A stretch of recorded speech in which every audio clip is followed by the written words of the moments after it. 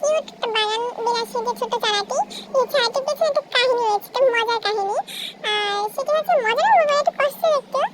কাহিনীটা হচ্ছে এরকম যে আমি ক্লাস থেকে আসার সময় রাস্তা দেখেছিলাম যে বাগান বিলাসে একটি গাছ, তো আমি ওখান থেকে একটা ডাল ভেঙে নিয়েছিলাম ছোট একটু, যেখানে ফুল ছিল। তো আমার এটা কোনো প্ল্যান ছিল না যে আমি এটা এই ডালটা থেকে আমি চারা বানাবো।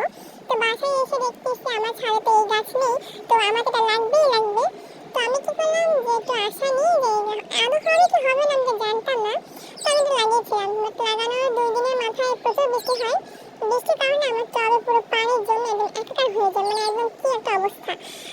আমি তো ভেবে নিয়েছি যে এটা হবে না, তো এটা হওয়ার কোনো চান্স ছিল না।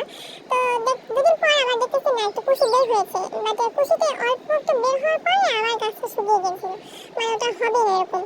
তারপর দেখতেছি 2 দিন পর আবার কুশি হচ্ছে, তো আমার মনের মধ্যে আরো একটা আশা জাগলো যে মনে হয় হবে।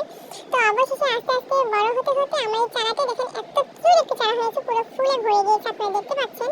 আসলে এটি ফোনে ক্যামেরায় ভাবে বোঝা যাচ্ছে না, বাট সামনাসামনি এত কিউট এত কিউট, দেখলে মন ভরে যাবে। আর কার কার বাসায় এই বাগান বিলাস রয়েছে আপনি একটু কমেন্টে জানিয়ে দিতে পারেন আমাকে।